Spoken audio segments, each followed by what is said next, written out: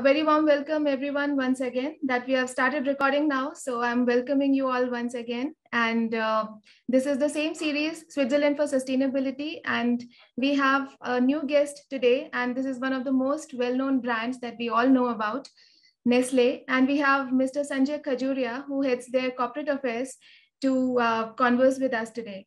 So please join me in welcoming Mr. Sanjay. Hi, Sanjay. Warm welcome to you. Thank you, Gayatri. Thanks for having me on your show. Pleasure to be here. Most welcome. Great.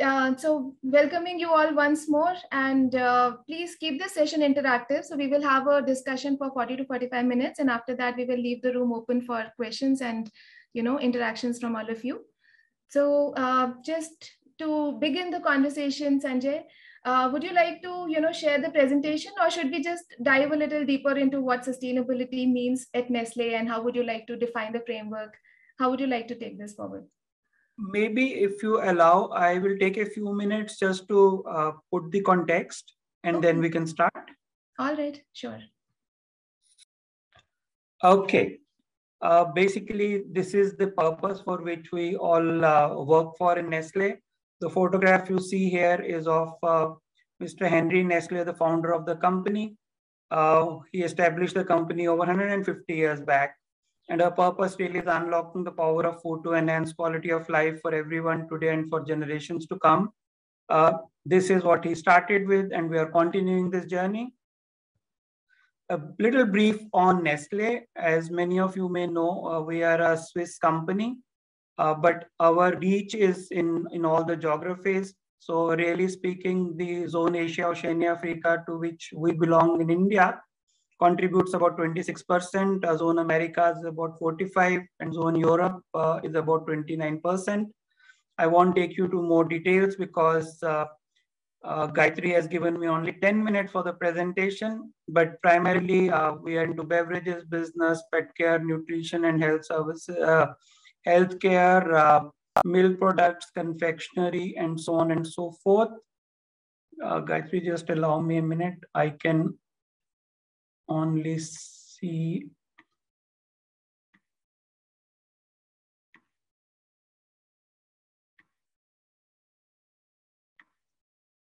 one moment, please.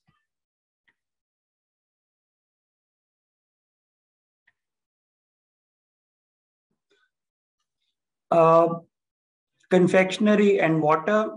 We have over 375 factories globally. About 273 employees. Our R&D spend is roughly 1.6 billion Swiss francs. Coming to India, and Gayatri, your questions are going to be primarily on India today. So a little bit of history on India. We have been in India for over 109 years now. We started our trading business in India in 1912. We got incorporated as Food Specialties Limited in 1959. We put our first manufacturing locations in Moga. Moga is near Ludhiana. Over now close to 60 years now. We are listed on Bombay Stock Exchange. We were listed in 1969. Got incorporated as Nestle India Limited in 1990. We celebrated our 100 years in India in 2012. And 21, our 9th factory comes into manufacturing. Word on our manufacturing location, we are committed to invest in India, manufacture in India. Most of what the Nestle products which you buy here are manufactured here. So roughly 99% of the product which are sold here come from one of these factories. So as I mentioned, our first factory was in Moga. We moved on to Choladi. Choladi makes instant tea. We had our third factory in Nanjangud. We manufacture coffee and Maggi noodles here. Samalkha is the infant nutrition factory. Samalkha is in Haryana. Then we put 2 factories in Goa, one in Ponda and one in Bicholim. Ponda factory is making chocolates, and Bicholim factory makes our food products like Maggi noodles and sauces and Masala Magic. We put a factory in Pantnagar in Uttarakhand in 2006, primarily Maggi factory, plus products which are we call Nestle Professional Products. We put our factory in Taliwal in Himachal in 2012, makes Maggi noodles plus chocolate confectionery products. And as I said, our Navratna factory, as we call it, has come up in Sanand this year. A range of products which I'm sure some of you would be aware of. We are into milk products and nutrition, so everyday dairy whitener, Milkmaid, Nangro, Cerigro, Maggi noodles, Maggi sauces, Masala Magic, Maggi pasta. We also manufacture Kit Kat and Munch, Bar One, and Nestle Classic, and Nescafe coffee, instant coffee. We also have ready-to-drink products like Milo, and we also sell e-coffee machines called e-Nescafe. Little bit background on Nestle in India. As I mentioned, we are over 109 years old in India now. I should say young in India. We are 7,700 employees. We are a listed company, and we have over 150,000 local shareholders, local Indian shareholders. Some of the iconic brand we just talked about. Our turnover last year in 2020 was 13,000 crores. We paid about 35 billion to Exchequer. Market cap is about 73 billion. And we are investing about 26 billion in next 2 to 3 years. In fact, about 10 billion of this has already been invested. Coming to the topic of the day today, Gayatri, this is our global roadmap on reaching net zero. We are committed to reach net zero by 2050, but that doesn't mean that we will wait till 2050. We have already made milestones for us. By 25, we will reduce our emissions by 20%. And some of the commitment which you see here, which are deforestation, which deal with packaging, which has to be recyclable and reusable, planting of tree, afforestation, making our fleet, moving our factories to renewable. I won't get into all of these details, and we will discuss it in going forward. But by 2030, we want to reduce it by 50%. And by 2050, we want to be net zero. To make sure that we stay focused on this, we work on 4 pillars, which is climate change, sustainable packaging, caring for water, and responsible sourcing. And under each of these pillars, we have made commitment, which we follow through and monitor regularly. Maybe I stop here and we can start with discussion. Okay, great. Thank you, Sanjay. So yeah, can you see me? Yes, I can. So wonderful. So this was wonderful to see in terms of, capturing what all Nestle is all about. I'm sure everyone knows the brand in maybe, but it's more like an elephant, somebody knows it for its trunk, somebody knows it for its tail. So it was good to see the elephant as a whole. So I think it was a good idea to start with the presentation.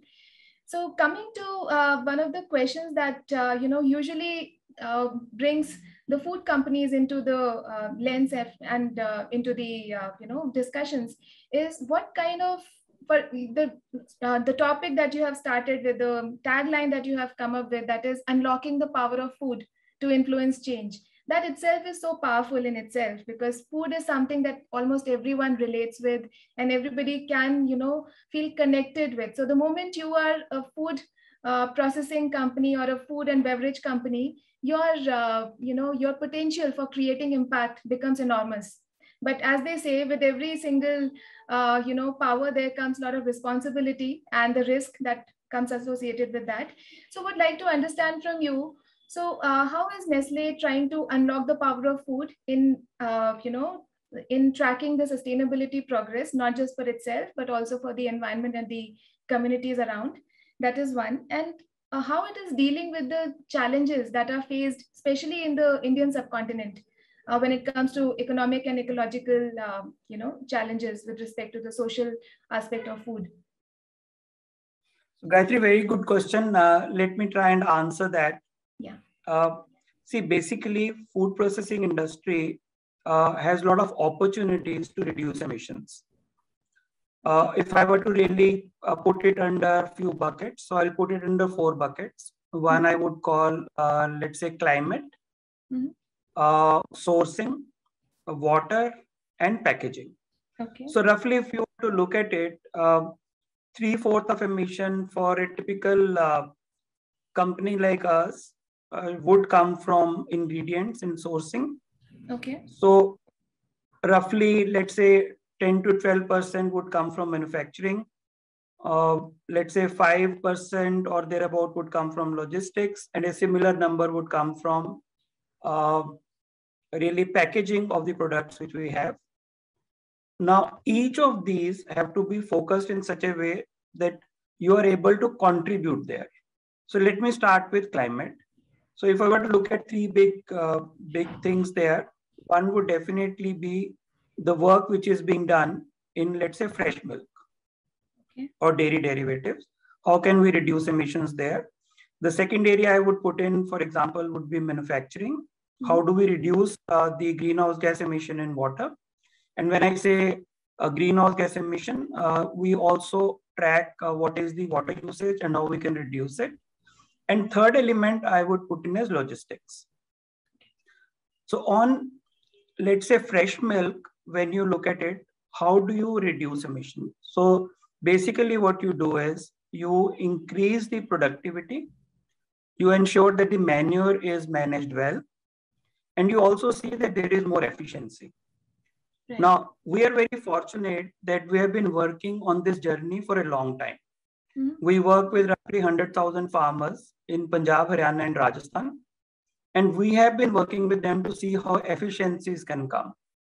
You will be happy to know that the milk agency where milk gets collected, we have already put over 900 solar panels. Excellent. Now, moving forward, we are training farmers and we are getting trained by them because they have a lot of experience in how we increase productivity by giving proper feed. How we make sure that even the biomass gets converted into gas so that, this also puts lesser pressure on the energy. Right. Similarly, one of the areas where a lot of work is being done with farmer support is how to conserve water. So that would be one piece. Second piece is how to reduce fossil fuel and get, let's say, renewable energy. So the company has very clear target that by 2025, we will be renewable energy for all our manufacturing locations. Again, it's not a journey which we are starting today. The journey already started a few years back.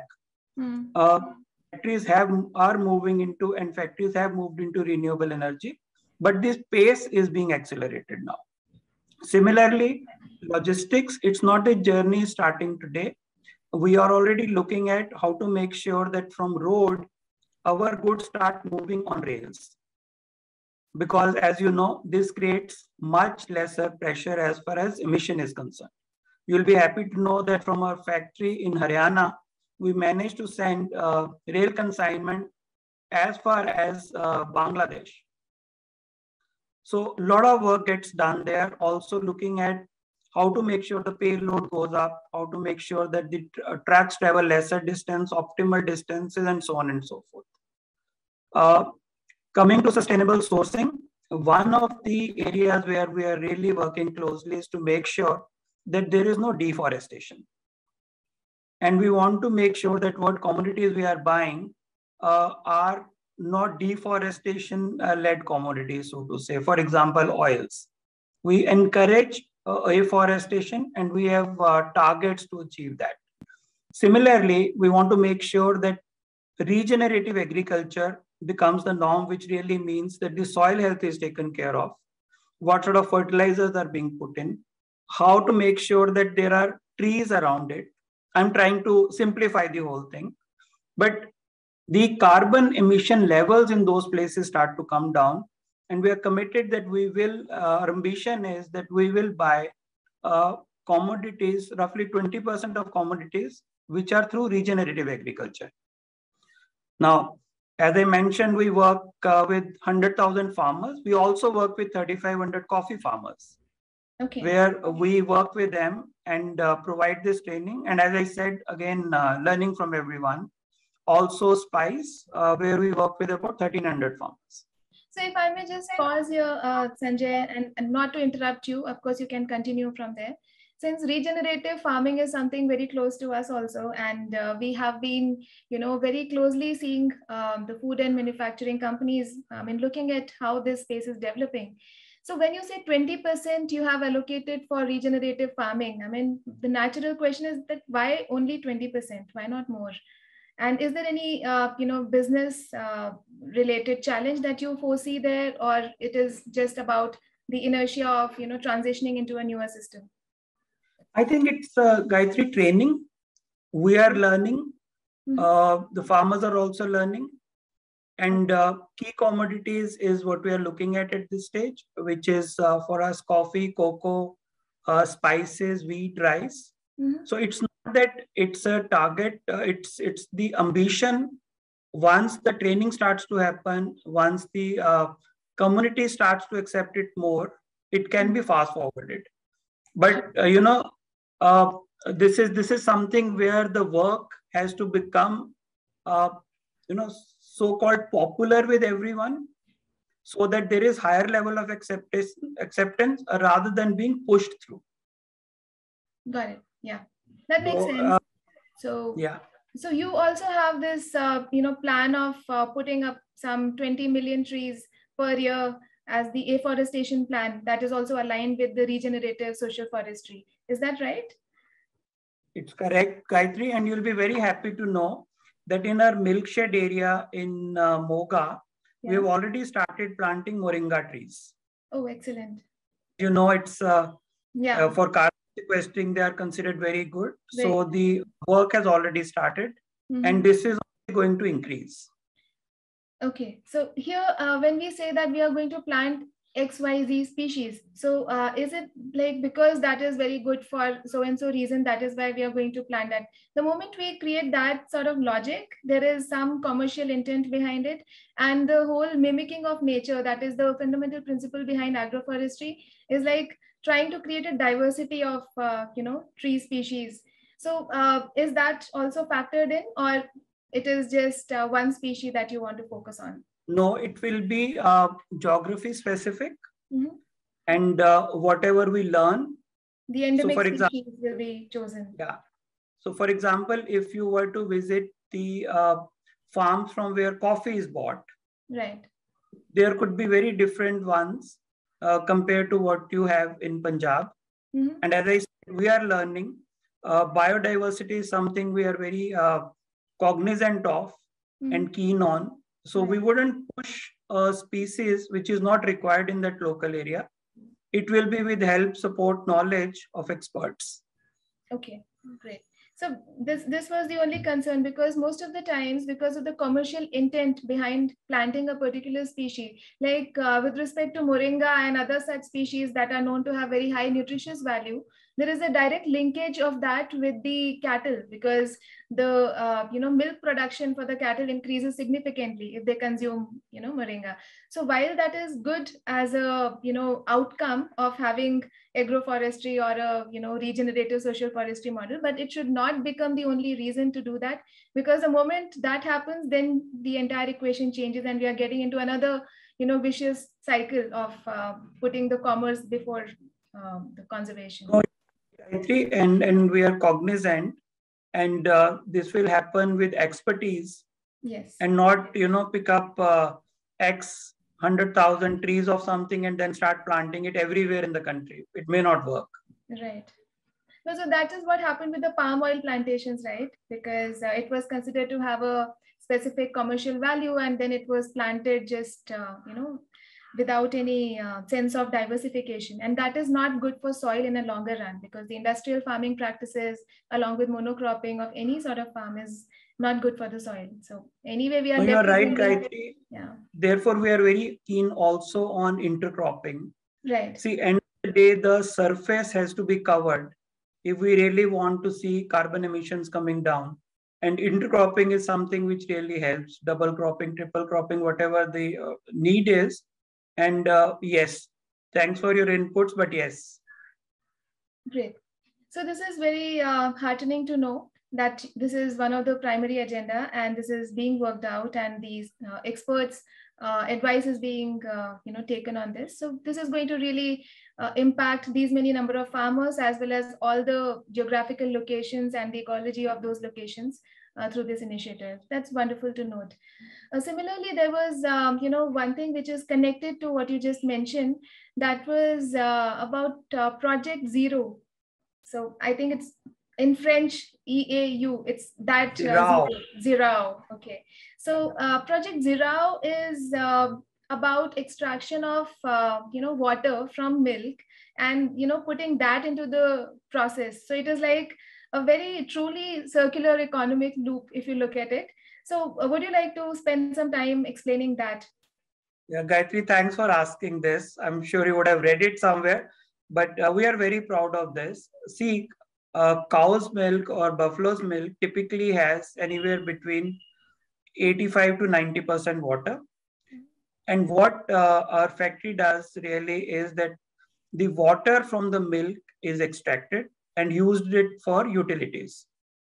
And this is helping us reduce the water availability and also taking water from the ground by roughly 25%. Okay. So it's a very good technology. It's a very potent technology what we have seen, and it is helping and it works. Mm-hmm. So are there any other similar R&D led innovations that have happened in India, especially that have the innovations that have been done in India and have been then replicated across? Are there any such examples that you will want to quote? See, for example, the work which we do with dairy farmers in Punjab is a very good example. Not too many places you would have 100,000 farmers and many of them pouring 2 to 4 liters of milk, and then that milk's reaching the factory under the controlled temperatures. I think that's a very good example. The work which we do with the coffee farmers, and 3,500 of them, I think is very remarkable. We get a lot of expert advice from various people on this. And as far as reduction in water and energy is concerned, we have taken targets which we follow year on year. Okay. And the latest area where we are working on agriculture side is on spices, where we are working with roughly 1,300 plus farmers now. Again, same thing, working with people, working on planet, looking at performance. End of the day, Gayatri, whatever work we are doing, it should add value to the farming community, and then it will get accepted. Okay. And when you say that your production process is also sustainable, at what all levels that intervention happens? So there must be a supply chain that is upstream, then downstream, then at the factories. So how do you ensure that your sustainability objectives are met cradle to cradle? So Gayatri, if I could give you an example, let's start from the beginning. Yeah. We are a food processing company, which means that we buy a lot of agricultural commodities. Right. So we are looking at region agriculture when it comes to agricultural commodity and sourcing. I gave you a few examples of dairy and coffee and spices, but it doesn't stop here. And then there are other like rice and wheat and chicory, whatever. Now, once the commodity reaches the factory and it starts to get processed, at the manufacturing level, we are reducing greenhouse gases. So we have targets on reduction of energy usage. You took the example of Project Zero, which is very interesting on saving water. Right. Now, we are also trying to see, in fact, we are committed that by 25, 100% of our energy requirement will come from renewable. So that is where it comes to manufacturing. Now the product is ready and it has to go. In logistics, we are looking at moving these products rather than from on road, on rail, which reduces carbon emission. Similarly, the payload on the truck has to be better. The route which has been used by the trucks or whatever vehicle it goes in, we make sure that it is the shortest possible. So there are combinations to help with this. Once that happens, then the product has to move within the cities and we are looking at possibilities where it could be CNG rather than fossil fuel. Now, the product also gets packed in plastic, in addition to glass, which we use and other, but plastic is something in which our products get packed as well. So we want to make sure that whatever plastic we use, equal quantity is taken back by us and managed. So you'll be very happy. So that equal quantity may not be yours all the time. Is that what you're trying to say? Yeah. So basically, Gayatri, it will be very difficult for us to pick packets which are only ours. Correct. So what we say, for example, if last year 20,000 tons was post-consumer waste, we took back more than 20,000 tons and became plastic neutral. So all our products are today plastic neutral. And how do we do that? Is that through the rag pickers, or do we have a social benefit also attached to this program?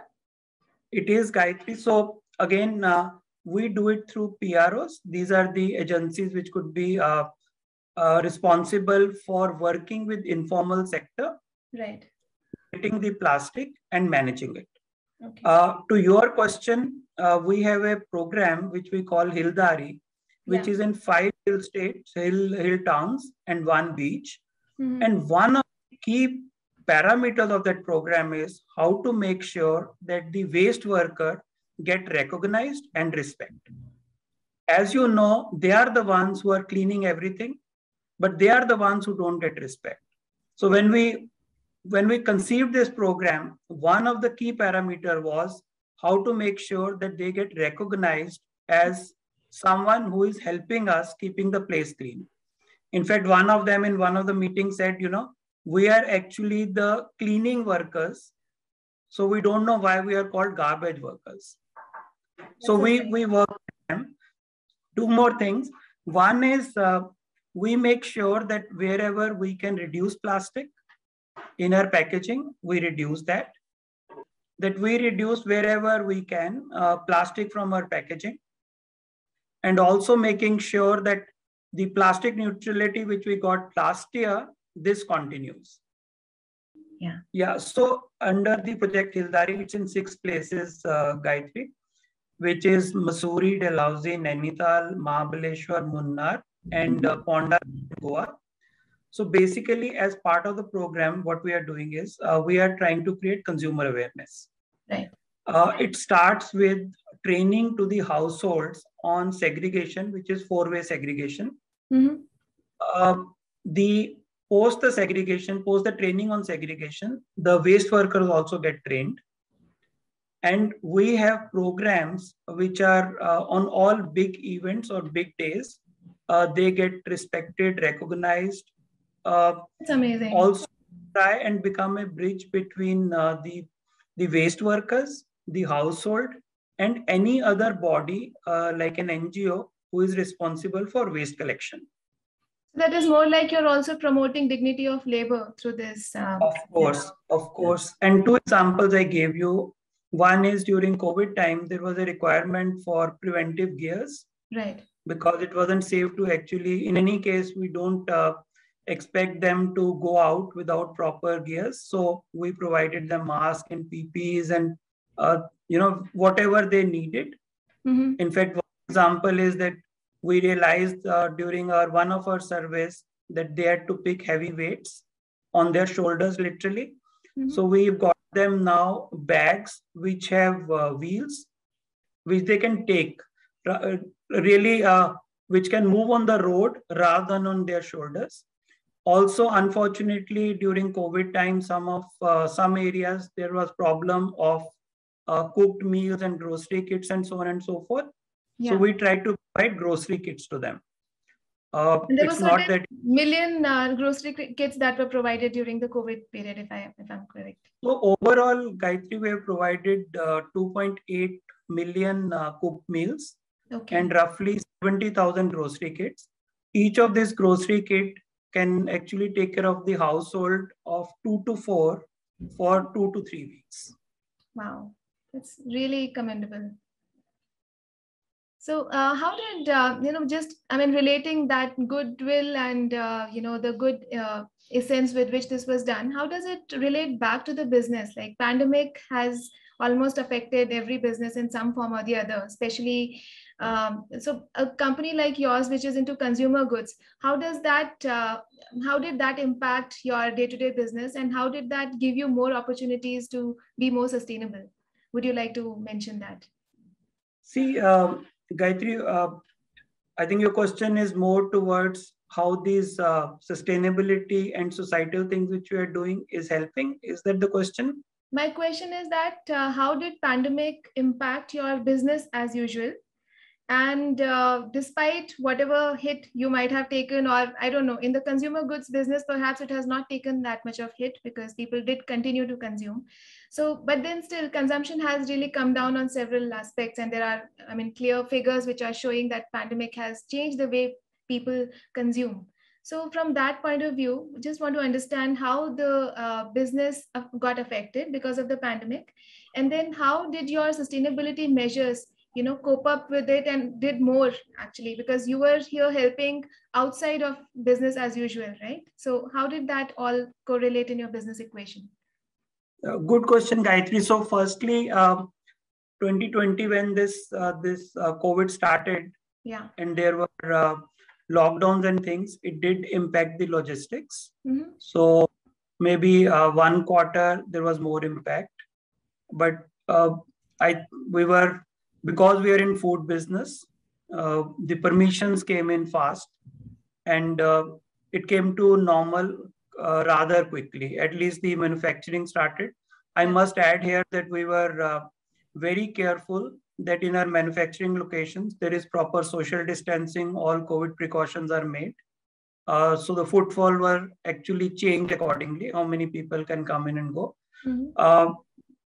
As far as consumption of food is concerned, it continued. As you said that, food is something which everyone needs and everyone was getting it. So wherever there were no logistical issues, we were able to supply. Your third question on how societal initiatives and sustainability initiatives really moved. Very happy to say that our societal initiatives really went up during this time. We increased our budgets when it comes to COVID relief. We also realized, Gayatri, that there was a opportunity to have oxygen plants around our manufacturing locations. Okay. So with the local authorities, we have put 5 oxygen plants around our manufacturing locations. Okay. We also provided our products. We provided cooked meals and grocery kits, as you mentioned earlier, but we also provided ventilators, PPEs, masks, sanitizer, whatever was required. Mm-hmm. I must add here that, COVID was a huge challenge, and what we have been able to do maybe, a drop in the ocean, but every drop counts. Absolutely. And we were able to fulfill our, to the extent we could work on these areas we worked. On sustainability, if I were to take, let's say, plastic, it's not that we said that because of COVID, we will not be plastic neutral. So we made sure that even though there are challenges, we continue with our journey on sustainability, and to whichever areas we were able to work on, we did work. So the next question that I might want to pose is about the Swiss DNA of R&D and innovation. So how is that incorporated in Nestle India in specific? We have a R&D center, a Nestle SA R&D center in Manesar. Mm-hmm. And we actually are beneficiary of our parent company's research and development. In fact, what you see here, the technology, the patents, the research comes from the parent company. In fact, the brands, parent company's brands is what Nestle India has. So yes. Great. So another question which is very important and pertinent, given that you are dealing with consumer goods and that too food, to be precise. So how the power that you have is about, changing the consumer behavior. And consumer behavior is so important, especially with respect to sustainability. Though not much has been done and said about this, but then I think Nestle should be taking a clear lead on changing consumer behavior towards healthier habits, towards habits that are promoting health and well-being, not just for the person who is consuming, but also for the greater benefit of the society as well as the environment. So how do we tackle that bit of influencing consumer behavior? Are there any clear projects or examples that you may want to quote? So one, definitely, firstly, consumer behavior, every consumer, it's a very local way of eating. We all like to eat what we eat. I think our responsibility, Gayatri, is to make sure that the information is given to the consumer transparently. And then slowly, when you make the changes, make consumer aware of those changes. So if you pick up our packs, you will see there is a labeling which clearly shows how much energy the product has and the essential ingredients there. We also, and I think you were alluding to the question, to the point that are we making your products more nutritious? Answer is yes. Our R&D centers are really supporting that. We made a commitment to reduce 6% sugar, 2.5% fat, 10% salt, and we are on our journey to that. Okay. Similarly, we are moving into, you may have read about global announcement on plant protein, yes, healthy snacking, toddler snacking, products for healthy aging. Yes, there is a lot of work which is being done, but to me, and really R&D is fully supportive of that. In fact, they are the ones who are working towards it. And yeah, but the journey is on. So when you speak about plant-based protein, and I know that there is a lot of research that's happening in your Swiss labs and also perhaps in India. So what are we trying to solve here? Are we trying to we can look at the problem in two ways, right? One is that we are trying to replace the protein by plant-based protein, and you're trying to make it more vegan in comparison. That is one. Second is that we are actually trying to make the product more nutritious because of creating high value to the product itself. And third is that we are trying to ensure that the consumers' eating habits or eating choices are more, sane, instead of just kind of misinformation and misleading campaigns and branding that gets associated with that. We are telling the consumer that, okay, you should eat this is so yummy, this is so good, especially when we are talking about the young people, especially in the growing and formative years. The branding plays a critical role. The colors, the warmth, and the music, the sound, all of it plays a role in ensuring that the consumer has that stickiness to that particular brand. And Maggi is the perfect example for that. So how do we look at these as the challenges to work on in the near future? So Gayatri, let's start with Maggi. Yeah. It's 100% plant-based. Yeah. The wheat flour, the spices, everything what you have in Maggi noodles is plant-based. Your second question on plant protein. Yes, there is a lot of work which is going on. Again, whatever you produce and distribute and sell has to have the taste preferences which people have. It has to match with that. Okay. So we have roughly 12 accelerators globally, including the one we have in Manesar, which is working on this. Yeah. On the question you mentioned about the brand and the music and everything, I think everything has to be done in a very transparent way. Right. A consumer has a right to know what the consumer is buying. Now, once you have put that information has to be done in such a way that by no stretch of imagination, this is seen to be hiding anything. Correct. And I think that's the journey which companies have to follow. This is the journey which we have. All the information we provide transparently. And we have very clear targets on how to reduce sensitive nutrients and how to increase healthy nutrients. Okay. So this is already work in progress, and we wish to achieve some measurable goals in near future, I'm sure. I mentioned about the pledge, Gayatri, where we have taken a pledge of sugar, salt, and fat. Yes. And honestly, the journey towards nutrition continues. It has been going on for many years, and it is continuing. Okay, that's amazing. So now I think I'll leave the room open for questions from the audiences.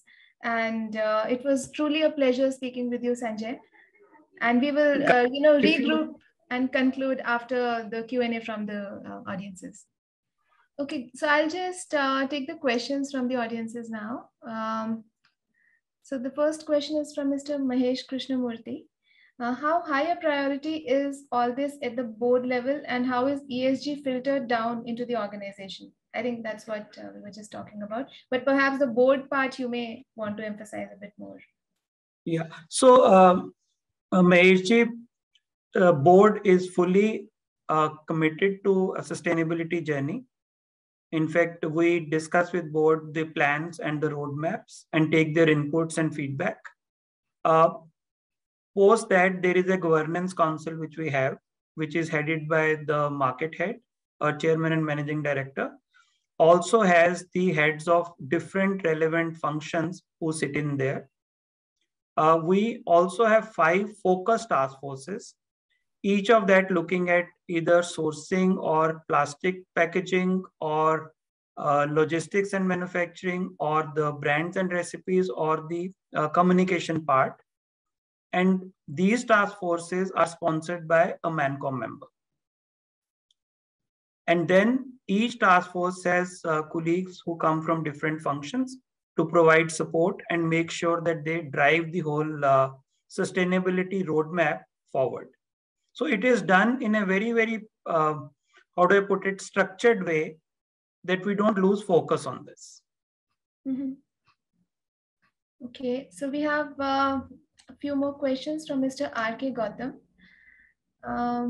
He's asking, you talked about post-consumer plastic waste, which is great, but how about dealing with food waste, both production related and waste on account of time expired food products?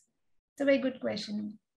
Very good question. I think that is an area where we need to work much more. We all know 1/3 of the total food gets wasted. In developing countries, it's between the farm and before it gets consumed. In developed countries, maybe after it is manufactured. So we are in the process of working with an NGO where we can provide this, let's say 6 to 8 weeks are still left, for example, for a product to be expired or best before date, because we don't want to give it very nearer that date. So the discussion is going on, but we encourage our farming community. And one of the example I could give you is the milk collection, because every single drop of milk which is offered to us during COVID, in fact, we were offered much more quantity than we normally would get from the farmers. We never say no.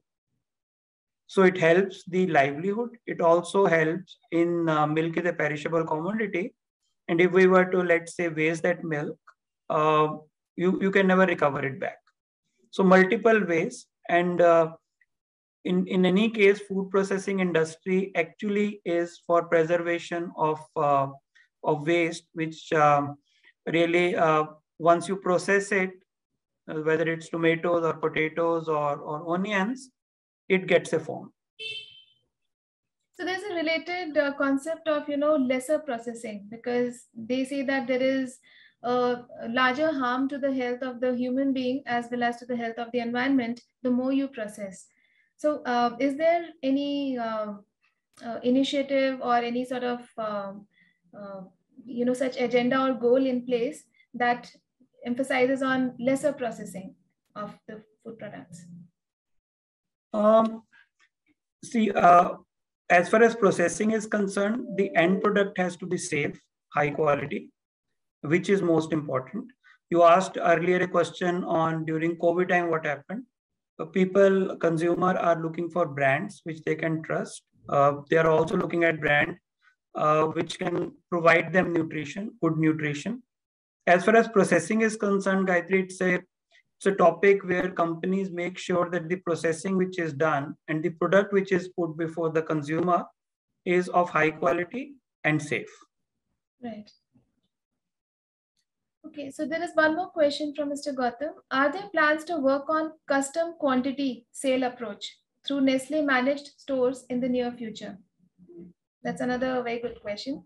So it's like the custom quantity instead of just having the standard packaged. So there are custom quantities. Again, let's take example of noodles. You can have packing in multiple sizes depending on your need or your family need. You can either buy a family pack, or you can buy a small pack, or you can buy a much smaller pack. So I think this is what, Meiji, you're talking about custom. So he's talking about custom quantity as a concept, like it could be anything. So basis, say a family wants, say 1.5 kgs versus a family wants only 250 grams. So perhaps your packaging is available only in 2 packages, say 501 kg. So then how do we cater to these custom needs? Yeah, Gayatri, good question. That is where there are multiple serve sizes which are provided. So it's not that, product will come in one single size. Going forward, there are pilots which are running globally, where you can actually go to a shop and, let's say, if you want to buy a cereal, you can ask for 500 gram refillable bottle or refillable pack. Okay. There's one more question from Ms. Shuchita. She's asking, any plans to print environmental information on packets? Like the disclosure that usually goes. So it is more about ingredients, and I know that that is quite transparent in itself, but then it doesn't convey the environmental performance or the environmental footprint that the production has incurred. So is there any plan on that? As of now, but as and when developments happen, it will be. The sustainability promise will become more and more, consumers will want more and more awareness around it. So on that note, I would like to, propose, we have developed something which could be of immense, interest to you from this point of view. I mean, this question was not mine, but I'm glad somebody put that out, because we have come up with a standard way of calculating the environmental performance and the health performance of any product. And so that generates a score, and that score can be used by the, consumer to make a very conscious choice instead of just consuming something as it is fed and as it is informed. It is more like seeing that score and then deciding whether I want to have it or not. So you may actually go about taking something totally bad, but then you're consciously choosing that instead of being unconsciously choosing something. So maybe, Gayatri, we'll have an offline discussion on this. Absolutely. Yeah. On how it works. Sure. There is one question, would be interested in Nestle thinking about possible food ventures and smart city projects in India. Okay. Tie up with startup incubation. Yeah, this is from Mr. JSA Sharma. He's from IIT Kanpur. So R&D Center is already looking at acceleration projects. Maybe if I could send you a short mail introducing you to the concerned people. Absolutely, sure, you could do that. Okay. If plastics are taken care of, for example, how will general public know and choose? I don't know what she means by that. Shuchita, you may want to ask your question yourself. Do you want to do that?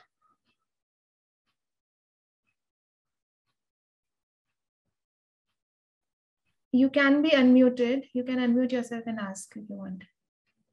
Pavan, could you please unmute Shuchita?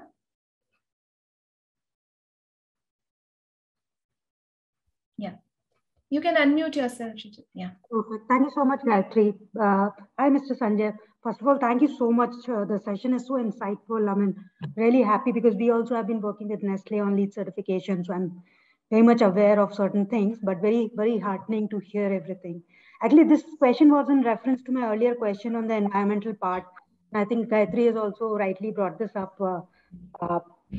While, in fact, people are choosing, you talked about how you're taking care of plastics, right? How would general public be aware while they're choosing between one product to another, if they have to choose purely on the basis of an environmental footprint of what it's consuming or what the product has consumed through the journey? So that was my question, actually. So, Shuchita, I think what we really need is consumer awareness.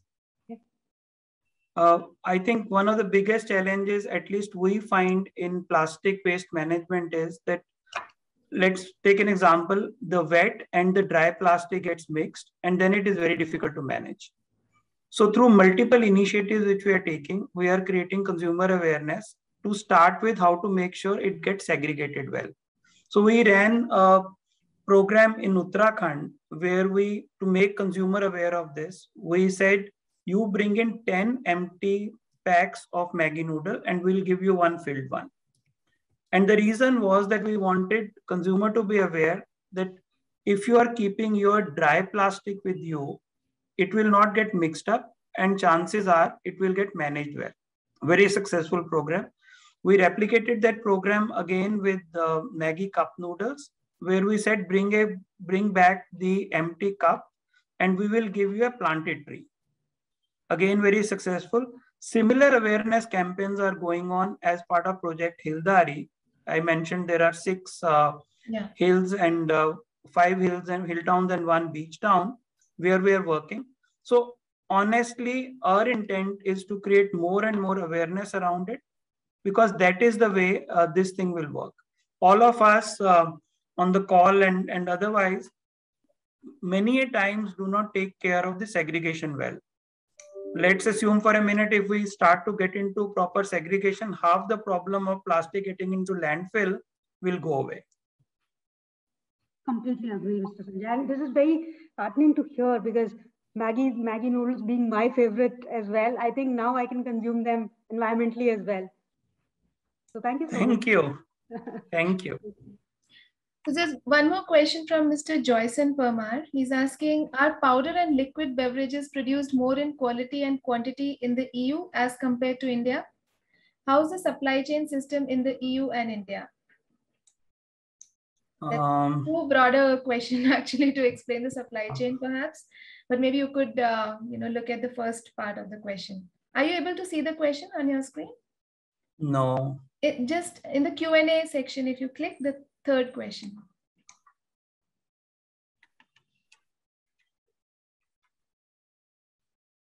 Are powder and liquid beverages produced more in quality and quantity in the EU as compared to India?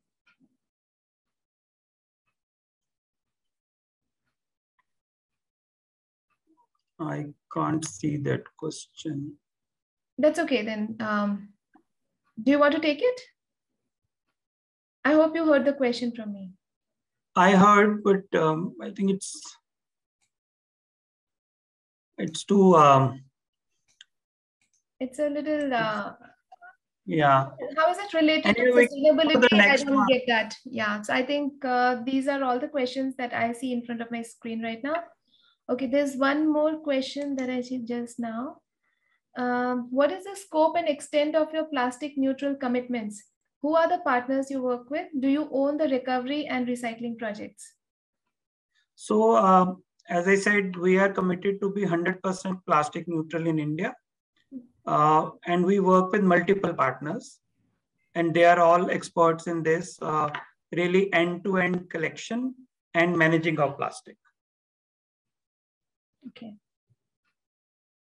Great. So I think these were really great insights shared, Sanjay.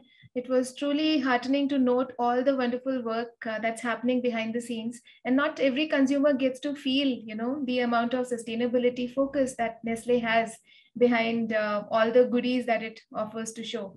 So this is wonderful to note. And I'm sure with this kind of vision and focus, we will very surely be, maybe before 2050, we should be aiming to be net neutral. And I wish the very best to you and your organization to make that happen. And if at all possible, through offsets or, by focusing more on regenerative social forestry, perhaps there could be preponement of the timeline, definitely that can be looked at. So with certainly. that, yeah.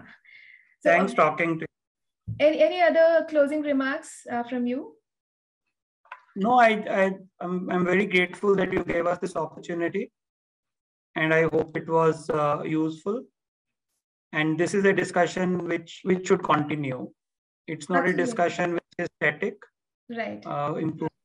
Perhaps we should have the revisiting of this discussion after 6 to 12 months so that we can map the progress from now till then. So that will be a great. And after COP26, the focus and the initiative worldwide is going to really increase a lot.